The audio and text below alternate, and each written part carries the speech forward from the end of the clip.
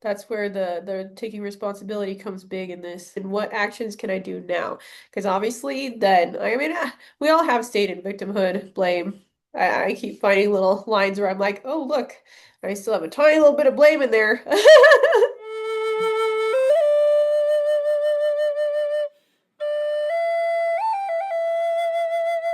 Hello, everybody. Hi, Anya. Hi, you'll have to bear with me, everybody. Today I've got a dodgy throat. I've got a bit of a throat chakra thing going on. That's So I sound like a 90-year-old smoker today, but we're rolling with it. I take it. I think that's a pretty sexy vibe sometimes when I get it. Like I need to make some romantic tunes right now. I don't even feel like I could make a tune right now. I went to an open mic night the other day and I literally gave it my last of my voice. And I think that that's what's took it. Oh, Like, that makes sense. no more. All right. Well, how has your week been? What's that been like? Yeah, it's been a lot. Feels like a lot of things are happening in a very short space of time. You know, a lot of intense energies and different frequencies going on. Very busy, very overwhelming, a lot of different in and out vibes. But yeah, I'm just kind of rolling with it really. What about you? It just has felt really off. Like my tech stuff was off and like things just like weren't as in flow this week. I had a lot of ups and downs where I was like, oh yeah, let's go. And then I was like, fuck this shit. Yeah, yeah, I feel that. I'm out. I definitely feel that. A lot of interesting constructs popping up, and today we were going to talk about the mother and father. And I have to say, I've definitely been running through those this week. Yeah, yeah, I definitely feel they've been running on for a couple of weeks in like the background, the mother wounds. I mean, man, these have been going on forever. But I guess it's funny, isn't it, that we shift as attention and as energy and our intention and what we're working through. And you know, you go through the inner child, you go through self-worth, you go through abandonment issues, maybe. There's so many layers you might go through, but yet sometimes I end up feeling like, why am I still experiencing some of the symptoms, if you will, of, you know, the side effects of them wounds when I have sat through a lot of these work, a lot of the healing, a lot of the inner child, a lot of the abandonment, a lot of the not feeling worthy. Like I've sat with that deeply in many different facets, ceremonies and meditation and journaling, and for many years. And so you kind of like get to a point where you're like, okay, am I missing something? Like, is there something I need to be looking deeper at or like deconstructing in a different way? And I guess that's when the concept of mother and father wounds came up a little bit because we've got the witch wound and the wound between women and the lineage of wounds between women, which we spoke about before Yep. on a previous video. So you can find that. But the mother and father wounds, I think that's different. And I think typically everybody hears it and they're like, oh, it means you had a shit childhood or you don't get on with your mum and dad. And that's not actually the case. Like, you could have had a lovely childhood and been loved and cared for and still experience some mother and father wounds from needs that were not met. So, yeah, I'm quite excited to kind of finally dive into this concept a little bit more and unpick what it means a little bit. Yeah. Yeah, no, I'm excited about it. I'm excited about it. Oh shit. Yeah, for sure. Like, My face. again, my Tuesday night group, we brought it up and I had this whole worksheet thing that I'd made and I was working through it and I was like, oh my God, I actually tick every single box. And you'd think, as like the person facilitating, I might not tick every single box, but no, your gal was ticking every single box. And one of the girls on there was like, holy shit, you might as well have just written a description of my personality and my emotional traits. And I was like, true, me too. Like, we all experience these things. And let me just say, because we're talking about it, I did have quite a nice upbringing. I was loved very much so, cared for, needs met in some ways. And there's a lot of different things that maybe weren't met, but I can say that my parents gave it the best of what they were capable of at all times. And that's really what you can ask for. You know, you can't expect perfection, especially now as a parent. I understand that you can't expect perfection from any human. It's unrealistic, you know. But I guess let's first of all, before we go into like the definitions on in more of a mainstream concept. What would you define father and mother wounds as? I mean, really what comes up with that, if I'm looking at the overall picture, is worthiness, failure. I mean, those would be the two pieces that I come from both sides that I get Yeah, consistently. Like my mom's side would be the people pleaser, the peacekeeper, uh, that's suppression to a certain extent, and then the yeah, over need to defend as the feeling unsafe comes up. And from my dad, that's going to be like a complete shutdown, not being able to express situations with authority where I just don't take that power over, control, or none at all. Where hmm, I'm just like, I don't know what to do in that situation because I didn't have a protector at that point. So I can tell my little yeah, human, like, I don't know, right? Passive aggressive, yeah. definitely. The overworker could come from that. Like this just goes on. So many. Yeah, no, I'm really glad you brought that in though, because people commonly see it as like, oh, I didn't get on with my mum and didn't get on with my dad, and then, like they've got no, like people believe they don't have these wounds because they don't have disconnected relationships with the parents or massive trauma with the parents. But like what you just said is really important because they're not just about dislike and deep resentment and deep trauma. They're sometimes about looking at a situation in a non-biased way and not judging anybody and just looking at the situation and seeing, okay, maybe that child was very much more emotionally mature or very much more emotionally deeper than the parents that she was around, or he or she, and they wasn't quite able to hold the capacity of that emotion. So when there was too emotional, they were told to be quiet and shut up and stop being silly and stop making a fuss because their parents didn't know how to regulate in that moment because they were never taught that. And so that for them was a trigger. But that wasn't done out of malicious nastiness. That was just done out of please be quiet because you're making a scene, stop doing that. And then that is, like you said, creating the layer of suppression. It's not safe to express this emotion healthily. So, again, that's a wound in itself. And so, this is what we're talking about. We're talking about things like people pleasing, fear of abandonment, issues with self worth. A lot of them come with the mother wound. Again, they can tie over, like you said. And then we've got the difficulty with authority, fear of failure, and struggles with like communication and vulnerability. A lot of that is from the father side. And again, this might not even be directly your mum and dad.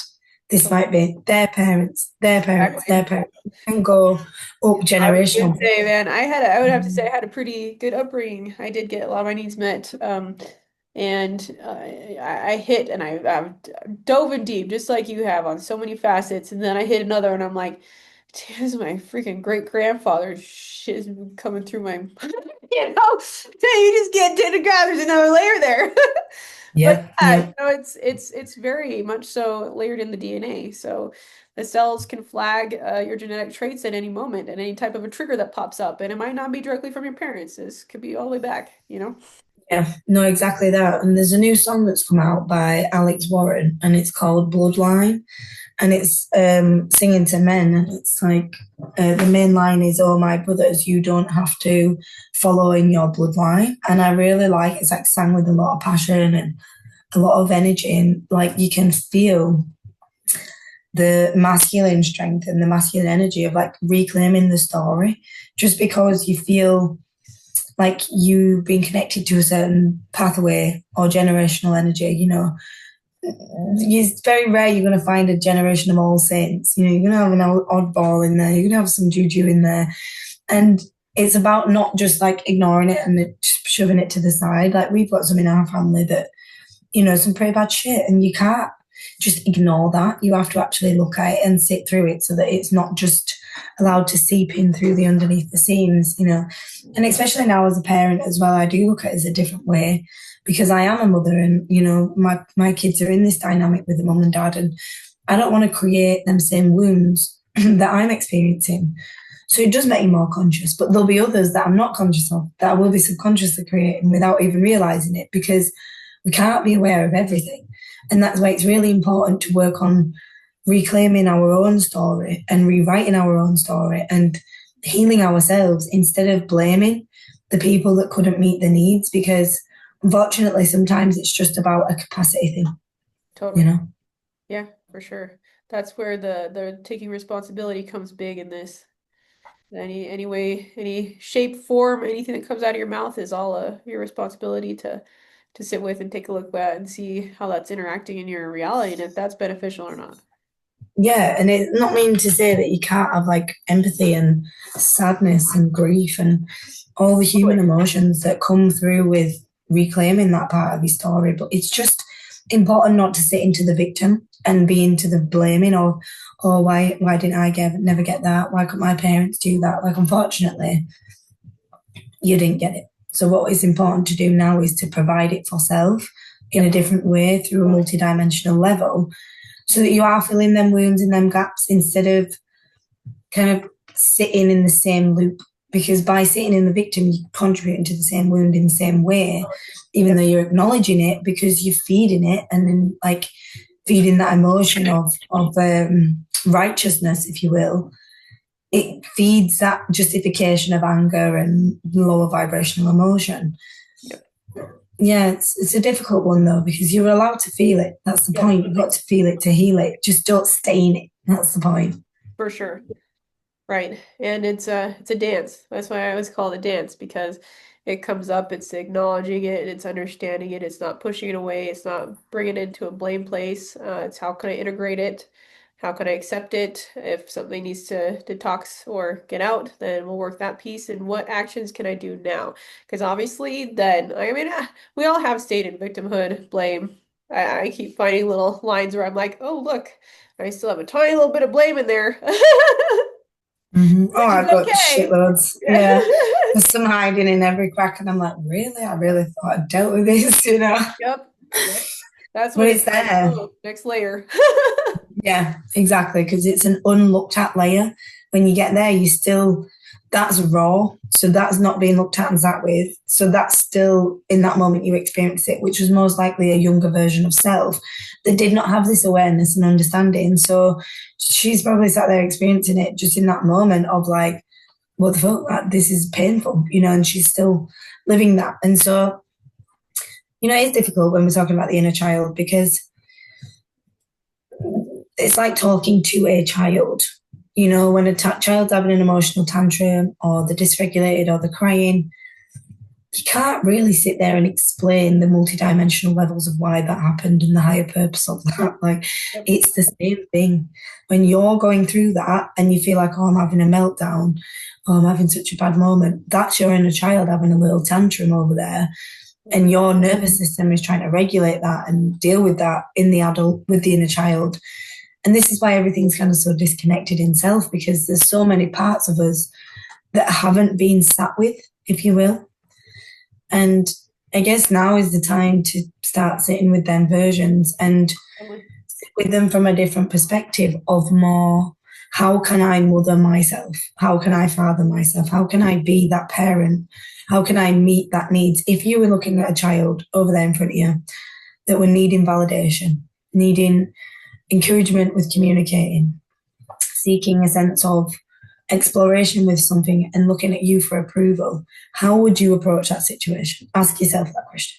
Totally. And then start offering that to yourself, but in a way of like literally speaking it to self. Okay, so you're feeling this emotion right now.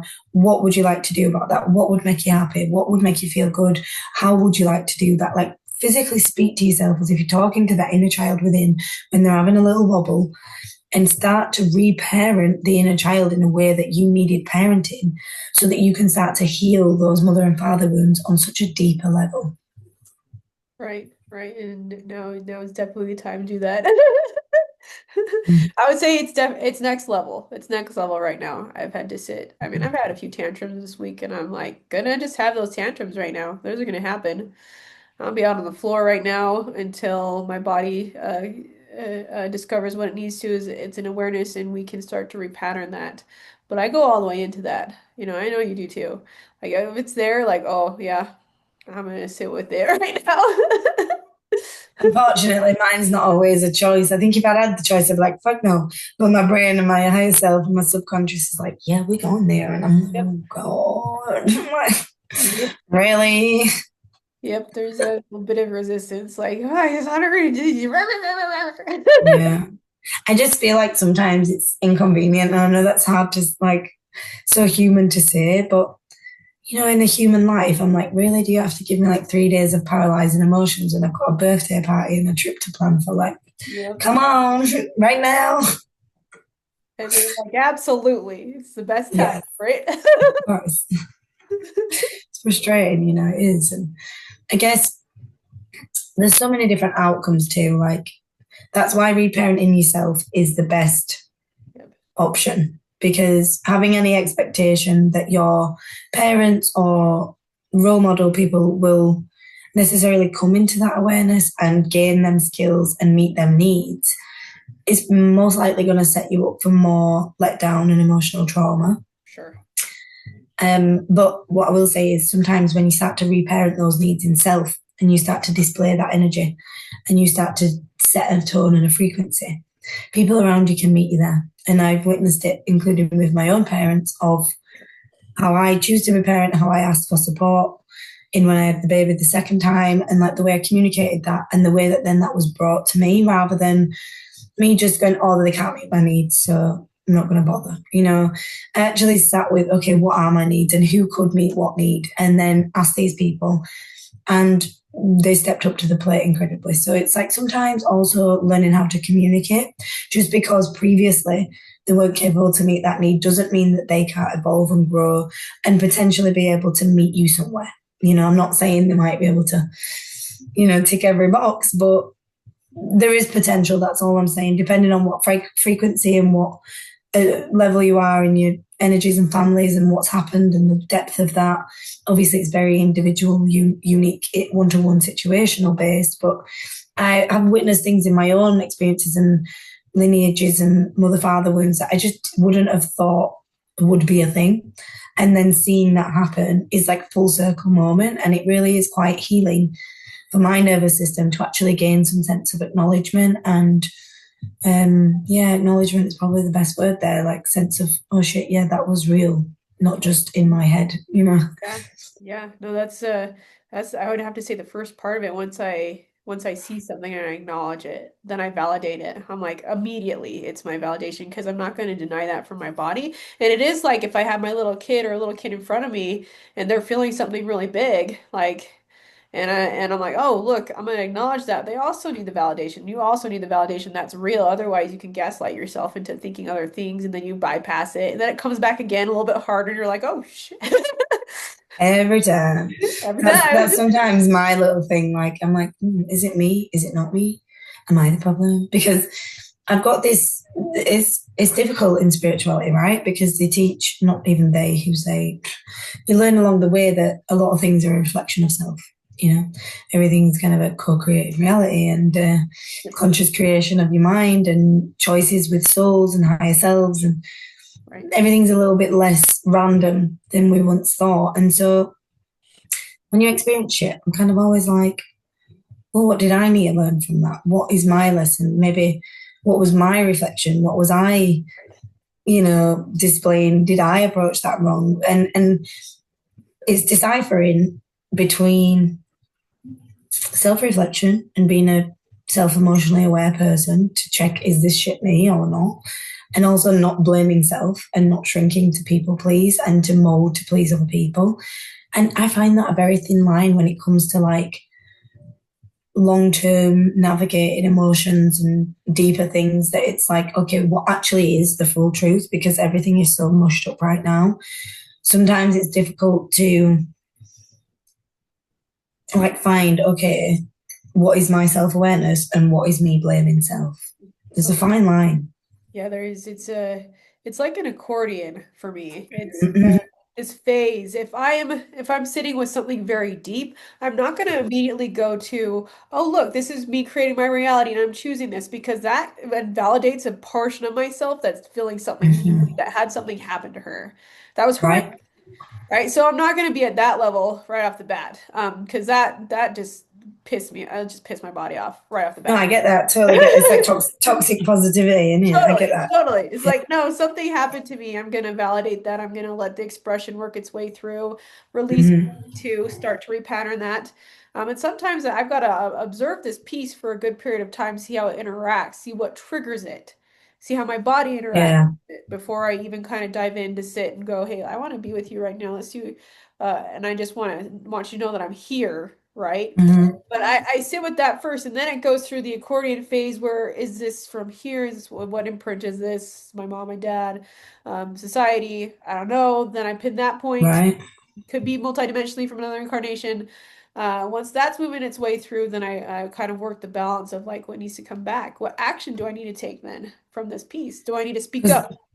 yeah. Right? Do I need to tell somebody off? Do I need to tell somebody that they're not that's not acceptable friendship anymore because it hasn't been working for me? Like what is my action point? And then from that point, working through phases of like acceptance, some forgiveness, Mhm. little bit of compassion there, I can get to a point where like, yeah, this is the reality that I chose, right? But it is like a Yeah, I get that. I love the accordion example. That makes sense. And I'm really glad you mentioned that, like not invalidating self, because sometimes, like, and I can admit previously when I first went into spirituality, I was kind of like that, like, oh, everything happens for a reason. And obviously, I wouldn't say it to certain situation, situational based, but I remember saying it at times where I knew instantly, like, shit, I shouldn't have said that right now, like not even in a work based setting, more so in a friend, family based setting. And I could feel how it invalidated them. And I definitely noticed that and noticed like how that's not no like that's not on a roll. Like maybe Yep. again it's understanding multidimensionality on a soul level. Yeah, I get that, but on a human level, we ain't there yet. And it's the same thing with grief. Like I understand death. I work with death every day. I work with dead spirits, dead people, all sorts of ETs, different frequencies, timelines, anything.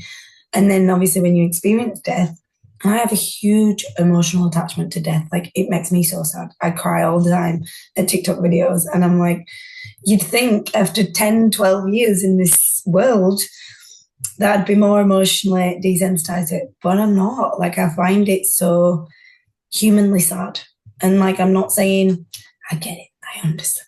You don't need to tell me the principles of the afterlife and the stuff. I totally get it. But I guess what I find sad is the finality of that version of them and that version of you at that place in the universe, in Right. that experience, and I get it makes me very sad, Yeah. And I guess it's because maybe we're not all at that place to communicate and understand them things. And so it feels like it's a bit of a brick wall at the moment, Obviously not for us and people that choose to connect, but most of the world are kind of brick wall to that. And yeah, I guess that's why it feels quite final, quite finished in that version.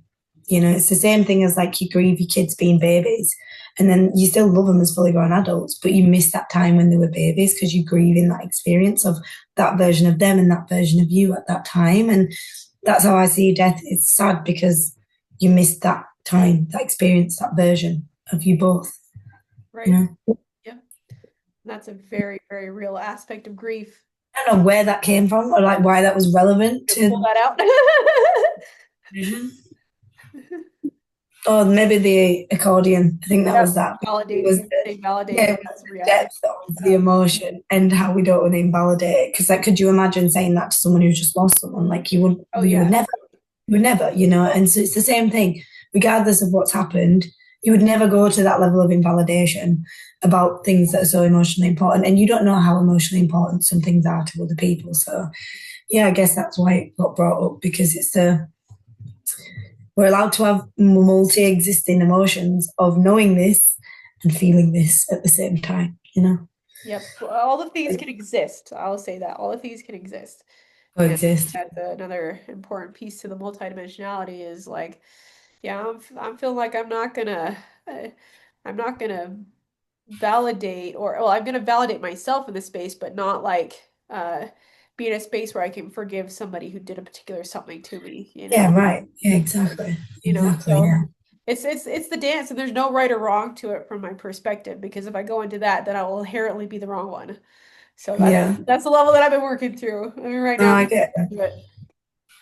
I get that. I get that a lot. And just on that, I think that some of that comes from the ancestral layer of like your not necessarily your lineage, but of our lineage between the mother and father wounds, specifically the mother wounds, of feeling like the trauma and the survival patterns and belief that we must sacrifice ourselves for others. We must surely be the ones that, that like indebtment to others, specifically on the maternal line, that love equates to pain, or that as a woman, we're not necessarily allowed to shine and be the one that's, the main, you know what I'm saying? For some reason, I have not got human words right now.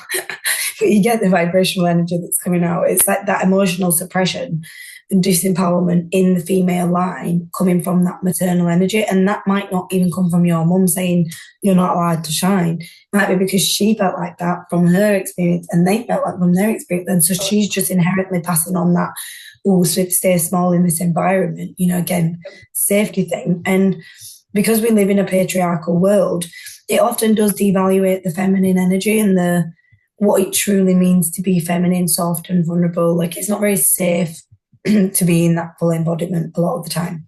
And so that emasculates women, as we spoke about many times before.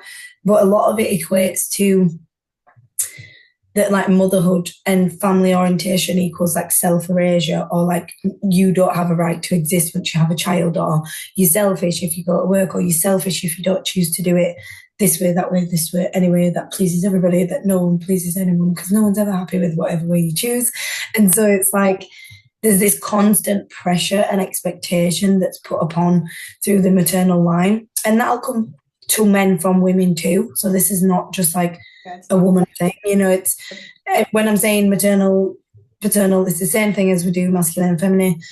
It's the direct of how you've received it as either a man or a woman from your maternal and paternal energies coming in. But yeah, I think there is so much wounding from the divine feminine energy being unsafe and being diminished that is like deeply ingrained in the body's nervous system, subconscious, and that's like a big one that we're working through right now. And my best advice would to be name it as it comes up in that moment.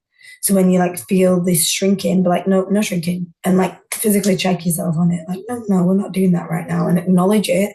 So you're actually bringing the physical response, the mental response, the emotional response, all of it to the surface, so that you can actually see, okay, why did that just happen? What triggered that? What was going on? And then you can do the reparenting, the connection with the inner child, the safety, compassion, communication, physical touch, validation, whatever it is that that version needs that's creating the outburst, you can then acknowledge it and receive it in that moment. So then you're physically reprogramming the little patterns that are coming up that are going to overall reprogram the overall mother wound, for example. So I just wanted to go a little bit deeper into like where the self-sabotaging patterns might come up, specifically in the mother wounds, and how you can look at fixing that in terms of the gap and the wounds that are in self. Like for me, when I looked at it, it was almost like wounds that had just been left to fester. And it was like that's just been closed off and left over there and really needed looking at, and brought up a lot of emotion in different ways, but also frustration at self for not for avoiding it, for not wanting to sit with it because it's painful. I think my subconscious was like, no, not yet, but all of it, taking action for it, really, I think that's what's most important. And also finding because we've been talking about the mother wounds, what the divine mother archetype looks like to you. So when I say, what does the divine mother look like? For me, it's very Mother Earth, very goddess, very etherically earthly, very frequency of grounding earth frequency. But when I did this with my Tuesday night, we had completely different answers between everyone. So there is no right answer. It's finding what does the actual divine mother, true divine mother frequency feel and look and appear and sound whatever like to you, so that you can start to actually connect with that and embody that. For sure. Yeah. And again, everybody, we're looking at you guys really empowering yourself to see what your perspective is and how you feel the best in your own perspective. We have different perspectives on what that is for us. And I just recommend everybody take a look and see what the divine feminine looks like for you, what it feels like. Mine has a very Mother Earth quality, but also a feminine warrior that comes up pretty strong. And a few other facets of like deep feminine magic that Yeah. space. It's very soft right off the bat, but also don't mess with it. Yeah. No, I Like, get that. and Yeah. the masculine for me is very much so a protector, but a very soft holder, the container that allows the feminine to move in any which direction that she needs to go, without overpowering, without needing to fix her, with just knows the right direction to go. If she gets a little bit out and she's like, oh, which way do I go? And there's a few lines there that he gets to throw out for her to step on, right? Very safe. I want to say that the masculine is my safety piece in my body, right? He's Mm, just be there, and he doesn't do anything. He's just like, I'm gonna be here. You wanna which way do you want to go, right? And I'll hold your back, okay? And I know what you got. I know that. I just want you to know that I got your back. And then if there anything does pop up, I can see him going, okay, I'm gonna take an action right here. And she's like, cool, yeah. I'm bringing in this intuition right now. We're gonna see what's gonna happen with that, right? Mm, It's just going to depend on how you guys feel the best in your body and what feels empowering to you and how you want to work on yeah. these facets of the wounds too, because mine is I'm seeing this now. I'm gonna witness it, I'm gonna observe it, and then I'm gonna accept that this is coming up. Because if I don't accept that this is a part of myself, I'm gonna push it oh fuck away real Yeah, fast. no, I get that. I get that.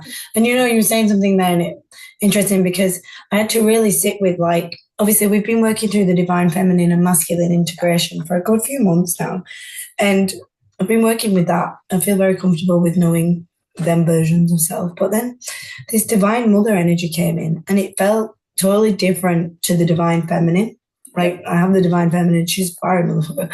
And she is like the same like techno ship. The divine mother for me felt far more secure in being vulnerable than I ever do in my divine feminine. And I guess that was a big, like, oh, okay, this is different. This is not the divine feminine. It's obviously connected to that frequency, but like it was clear this is divine mother. This is like, I'm going to show you how to mother yourself, And I was like, oh, shit, okay. And it was like, yeah. And again, I mentioned earlier, I have beautiful women in my life, including my mum. But I guess the one thing I do struggle with because I have such a capacity of emotions and awareness and I'm extremely deep and I feel things so intensely and I don't really have anyone around me that understands that or experiences that or resonates with that. And so as a woman without that sisterhood or motherhood or like, reliance to be able to sit and offload that emotion and communicate that and actually be held, definitely notice the absence of that. And I guess the main absence was when I went into pregnancy and doing pregnancy the way I did and the birth the way I did and postpartum. It was like such a huge gap of sisterhood and motherhood, of that emotional support and safety. Like a lot of physical support, I will not diminish that, but definitely such a huge gap in someone to talk to that can actually take my talk, For sure. and handle it without me feeling like that's too much for that person. And it felt like it was too much for every woman in my life. And I guess meeting this divine mother archetype, it was like, oh, that's what it feels like to be able to do that. Like, that's what it feels like to be held I hear by that. that energy that's like, okay, I've got you. You can just, what do you need? Get it out, let it all out. And it's not, I hear that. oh, come here, oh, I've just got to go, or, can we talk about this a different time, or what do you need me to do and fix it? Like you say, all these responses that are either avoidance, shut down, or fixing, and every single one of them creates diminishing and lack of validation. So then you just don't share it, do you? You just deal with it yourself. And I guess the main point of it, why I've never felt that energy even from my divine feminine, because she's like, come on, let's go, let's feel it, let's move, let's transmute it, let's move. And the divine mother was like, let's just sit here because you've got someone to sit here with. And it was just like, whoa, what the fuck is this? It was so unfamiliar to me and very, very, very unfamiliar and very emotional. Like I felt very emotional in my human because I kind of wanted that physical layer to that physical level of that. Yeah. And it felt like, oh, I felt what that's like on an emotional level. Then it brought almost a remembrance of what that should be like on a physical level in sense, and felt the gap of that. And that was a bit emotionally sad. But yeah, finding a way to connect with it and translate it as how you can embody that to reparent your inner child will be incredibly healing. Oh yeah, completely. And Mm. that's still a process for me because that new energy that had come in, it took me a while to even like, I'm like, we're gonna start this day. I don't know what you're doing. Okay, hold on. And I think what it came down to was like me feeling safe to be consistently vulnerable. Mm. Oh, Consistent, so like true. I'm gonna hold this out and that's okay, and I'll use that as my power, right? Yeah. Like I'm a Yeah. walking embodiment of vulnerability because that's authenticity. That's how I Hmm. energy. And there's still plenty of times where I don't feel safe, and I'm like, okay, not quite there yet. I'm gonna just pull us back a little bit, right? So that Right? with that really divine mother, I feel very much so an acceptance to do that. Like I give myself Mm. permission to be vulnerable all the time, right? Right. And it's okay if I don't feel it. I can close it back for a little bit, but that's kind of permission that I got from that energy.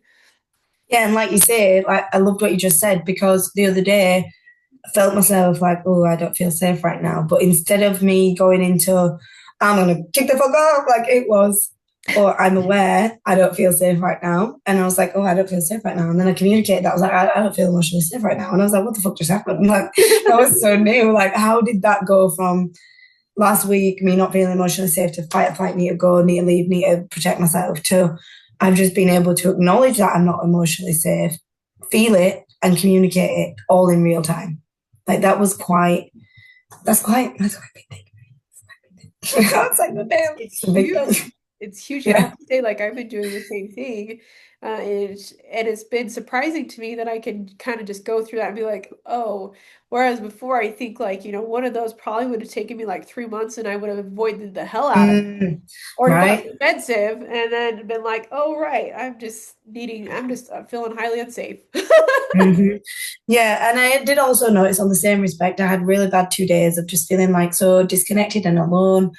And yet I asked for physical support for like help with food shopping and help live because I have stairs and kids and all that shit. And I asked for that. And I noticed I was driving and I really wanted emotional support. And I was able to ask for the physical support, fine. But when it was coming to the emotional support, nah, not a chance. That day, there was just not enough in me that felt safe enough to even know how to articulate that and then even potentially deal with the wrong response. And I know that sounds bad because what is a wrong response? But at the time, there probably would have been a wrong response. Let me Yeah, be real. I would have I to was say, like, I had I was definitely. feeling away. I'm like, yeah, no, I don't really want to deal with responses right now. And Yeah. there's definitely ways to come about, like when I'm deep with my friends, when they're needing to express something, and me just saying, I'm right here with you, like, and that's it. I'm not trying to do anything else. And if you would like other type of support, please let me know. But know that I'm right here. I got your back. Mm-hmm. And them expressing them is thank you so much. I'm always in gratitude when people express something to me because the amount that I feel like it takes for expression in many cases is a lot. Yeah, no, I agree. Like it feels like you think, you hear it sometimes, oh, it doesn't take a lot to just speak or communicate. And I get it, don't just open your mouth and speak. But, and I have been guilty of saying that 100 times. But I guess as you learn and you say things and you're like, oh, shit, it's not as easy as just saying them things because you're saying that thing because you're reflecting. And again, going back to earlier, how much is a reflection of self? Because in the times where I've said that, I know it's because I've not been fully communicating and from a vulnerable place. So I've reflected out of defense, like how hard is it to just communicate? Because I'm not communicating clearly at that time. And so, I'm aware. And again, that's coming from the masculine because that's coming from the abandonment or the absence, feeling like even if you had a father, even if there was great physically, sometimes if they're not emotionally present or even emotionally stable. So they could be present and loving and nice at times, but if they drank alcohol and got unpredictable, if they came home from work and was quite moody all the time and you didn't know when was a good place to talk or not or ask questions or not and you had to kind of walk on eggshells, all that is creating this physical and emotional absence of unpredictability in love and unpredictability in safety. That again, that falls under like conditional love, and sometimes it goes on being valued for like performance or achievements because if the masculine energy wasn't necessarily as present throughout the things, but only then showed up for like big things or certificates or like things like that, then it's going to be seen in your mind as, oh, well, if I do that shit, then I get my father's attention, or male, dad, brother, uncles, masculine representation of fatherhood in there. And then that can come to like extreme criticism, like harshness on self, and even neglect on self to like meet this perfectional standard in your brain that's just like fucking unreasonable. And finding love that's unpredictable. So like bipolar love, like you will find familiarities in unpredictable love because that's what was familiar to your nervous system as a child. You learn how to dance between the eggshells, and that felt safe in some way because you knew it. Whereas something that you don't know how to prepare for because you've never experienced it, as much as it sounds wild, because obviously on a conscious level it looks safer, it is safer, your body does not know how to receive that. It's never experienced it. So all it knows is, this is safe, I've done this before, I know how to deal with this, I've practiced this, I know how to walk on eggshells, I can do this. And so it finds safety in unpredictable love. And that's why a lot of women find men like their abusive fathers or emotionally absent fathers or physically absent fathers, because they find validation in the masculine from what they're missing as children. And it's really sad. But, and sometimes the dad can be great, but if there's generational trauma, like we were saying earlier, of a man being disconnected from his emotions, or his dad, or a representation of men being disconnected, like this is a big one for men with their fathers, huge, as we all know, the mental health crisis, the men not being able to speak and be vulnerable, and it being seen as weakness and all that shit, it's absolutely disgusting. And men being the provider only, like a very physical role, which has completely taken them out of the emotional role of being a dad, which is to be a safe, masculine, grounded presence for the feminine energy and then for the children there as well. And this has created such a shift in like toxic masculinity and abuse of power, dominance, violence, all passed down through like generational shit. And that being covered by the silence, the emotional suppression, and the like covering it up, or even just point blank emotional neglect from absence due to being a workaholic, because they can't sit with their emotions, so they deflect it elsewhere. So there's so many different layers to this, and the patriarchal ones that are all like, if you're a man, you're controlling, you're aggressive, you're like very, stoic, or very like, you have to be stiff upper lip, as we call it in England, And really this comes from, if you actually look, where are the healthy masculine role models? Where are the healthy father role models? Like anywhere. On TV, a lot of them are slobs and alcoholics and emotionally disconnected or traumatized or absent.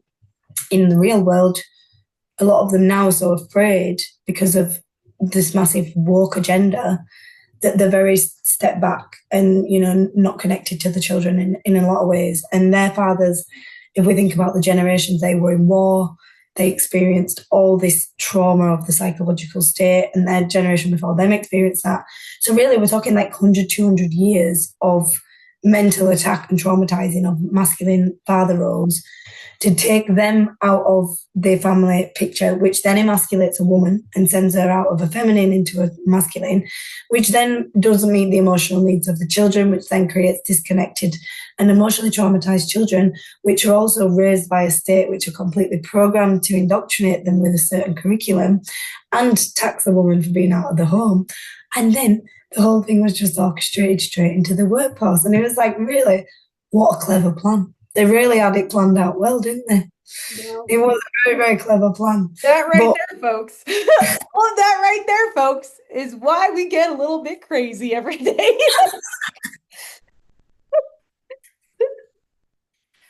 You want to self-blame for all of that?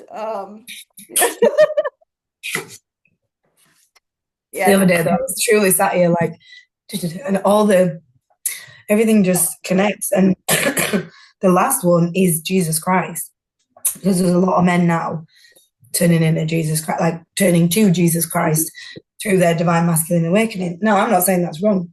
Great, because it's making them see, they're not watching porn, they're not, engaging in toxins and over abusing themselves and demasculating themselves, and they're not living in a toxic masculine mindset, like they're being connected to self. But my issue is Christ consciousness as a frequency, as an energy, beautiful, wonderful.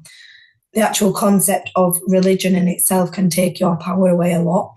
And my only issue is I'm wondering if this divine masculine father rising, which is going connected through Jesus Christ, because it seems to be that Christ consciousness is the key to remembrance for a lot of men. Right now, yeah, that's what I've seen too. Well, yeah, but like it's like hopefully that keeps going past Right. the human form of Jesus Christ into an actual Christ consciousness, and that power resides within you because you are part of Jesus Christ and part of source energy. And I'm just hoping that it evolves past that, because sometimes in religion there can be a lot of 3D suppression and restriction, and a lot of actual suppression on women too, and that's what worries me. Like I don't want to go backwards, you know. And vice versa, you know, Yep, yep, you get a everywhere, yep, and then everywhere. you into Yeah. hierarchy, and then we start all over again, right? Mhm. So thanks for listening out on that little rant dance we had, because it's a lot. But man, sometimes when you connect the dots, it's like, whoa, the feminine, the masculine, the mother, the father, the inner child,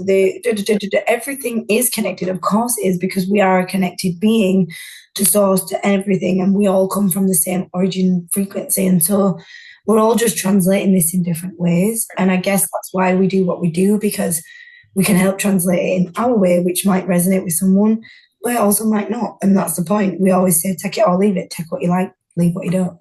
Yeah, always. And I'm just laughing at the whole thing because it's such like a comic book story right now. I'm like, that is so it. I It's see so true, many though. of men shifting into the Christ consciousness, which is great. Again, like I'm Yeah, not like slamming that down. It's a step. I would say it's a step yeah, to yeah. going, oh, I'm going to take some responsibility and be able to hold something more emotional, I would say. Step. Yeah, and I think it's a good gateway for them. Like, and I do have to admit, because obviously I've experienced it as a woman, and I think I have a lot of lifetimes as well. Like, I see how women have been suppressed in many ways, obviously, but I do see how viciously men have been attacked on an emotional level, which is obviously to be able to not, like we said, not meet their needs Yep. and create that union, that harmony between masculine and feminine. Again, men, women, woman, man, don't matter, masculine, feminine energies.